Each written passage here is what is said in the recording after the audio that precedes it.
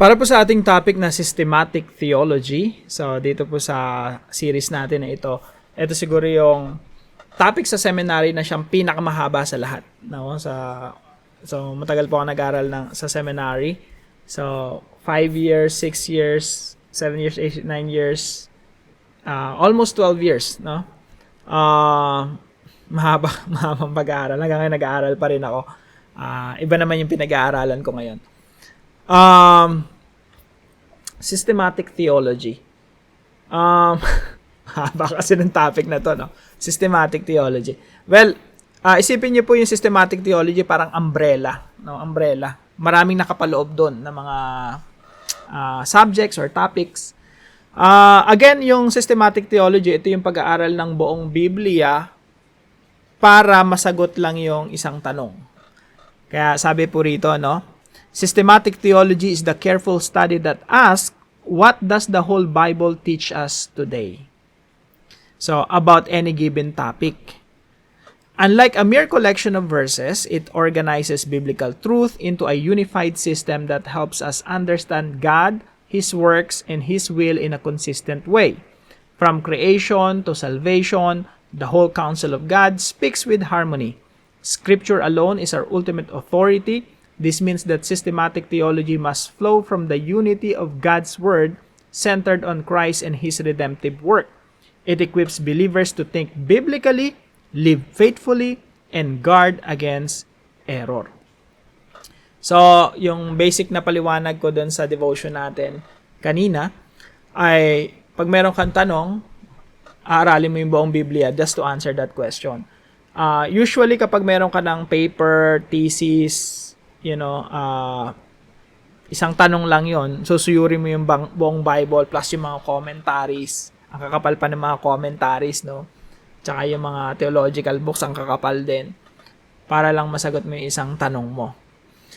Now, sa systematic theology, again, maraming mga subjects dyan, no? Halimbawa ay Christology. Pag-aaral patungkol kay Kristo. Aaralin mo talaga yun from Genesis to Revelation. Anong sinasabi ng buong Bible patungkol kay Kristo?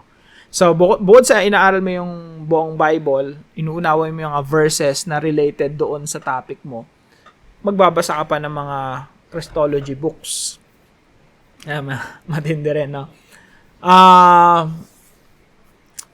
So, ganon. Maraming mga topics. Halimbawa, church, ecclesiology, spirit, pneumatology, sin, hamartiology, Christ, Christology, end times, pag-aaral patungkol sa mangyayari sa hinaharap, eschatology. Siguro ito yung isa sa pinakamadugo, no? Ang dami kasi mga views dito eh. Tsaka magulo to, eschatology.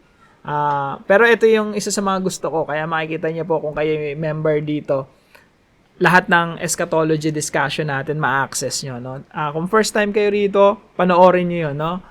Talagang parang light bulb moment din yun eh. Maunawaan nyo yung ano ba yung plano ng Diyos sa future sa hinaharap natin ngayon. Ano ba yung sinasabi ng Biblia? Susuyurin mo yun. From Genesis to Revelation, anong sinasabi ng buong Biblia patungkol sa mangyayari sa hinaharap. Yan. Maganda po yan. Magandang journey po yan. No? Eschatology.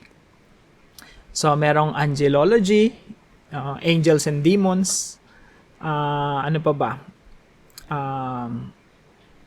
Anthropology, pag-aaral ng tao, ano ba yung tao in terms of, mahabang topic rin yun. Susuyurin mo yung buong Biblia. Depende pa sa topic mo yun. Kung ang topic mo ay, let's say, paano minana ng tao yung kasalanan, for example.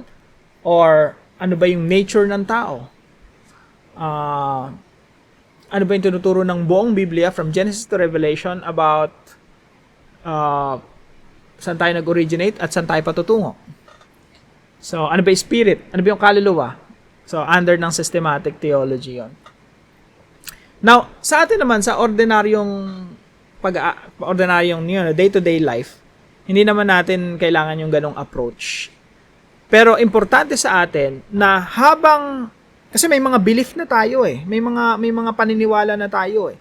Na habang tumatagal, habang nag-aaral tayo ng Biblia, sinasala pa rin natin yung kung ano yung nasa isip natin. So, yung mga assumption natin, akala natin na yun na yung totoo. Aba, lagi nating sinusuri yun ang kabuuan ng Biblia. Kaya yung pagbabasa natin ng Biblia, tuloy-tuloy yan. At lagi natin kine-question yung baka mamaya, yung utak natin, isip natin, puno na ng mga pamahiin. No? Hindi pa rin natin nabibitawan yung mga pamahiin natin na wala naman sa Biblia. Lalo-lalo na sa area ng eschatology, no? O yung pag-aaral sa end times. Ang daming nakalagay sa isip natin na actually mali, no? Majority ng mga natututunan natin itong mga nakahuling siglo, mga nakaraang siglo, mga bagong katuruan lang na pinaniniwalaan ng maraming tao na hindi talaga biblical. Kaya maganda kung panoorin niyo yung mga topics natin patungkol sa end times. Yan, marami po kayong matututunan. So, yun lamang po. I hope meron kayo natutunan ngayon, no? Dito sa discussion natin. Kung meron man sa inyo gusto mag-seminary, go ahead kung doon kayo tinatawag ng Panginoon. Pero tandaan natin, mga kapatid, kanya-kanya tayo ng calling. No? Meron talaga mga taong tinawag para mag-seminary na kung ikaw ay utility man sa iyong opisina, kung ikaw man ay isang gwardiya, or ikaw man ay isang sales lady, o ikaw man ay isang negosyante, o ikaw man ay simpleng nanay na nakapokus sa pagpapalaki ng anak, calling mo yan. Ipagmalaki mo yan. Panawagan ng Diyos yan. Diyan mo tutuparin ang kalooban ng Diyos kung saan ka dinala ng Diyos. Ngayon, right now. Kanya-kanya lang po tayo ng calling. Kung ikaw ay senior citizen na, at retired na, calling mo rin yan, no? Nilagay ka ng Diyos sa sitwasyon mo na yan para masunod mo ang Diyos at maparangalan mo siya kung ano yung sitwasyon mo ngayon right now. So, magandang araw po sa bawat isa sa inyo. Magkita-kita tayong muli bukas alas 5 ng umaga dito sa ating Daily Devotions.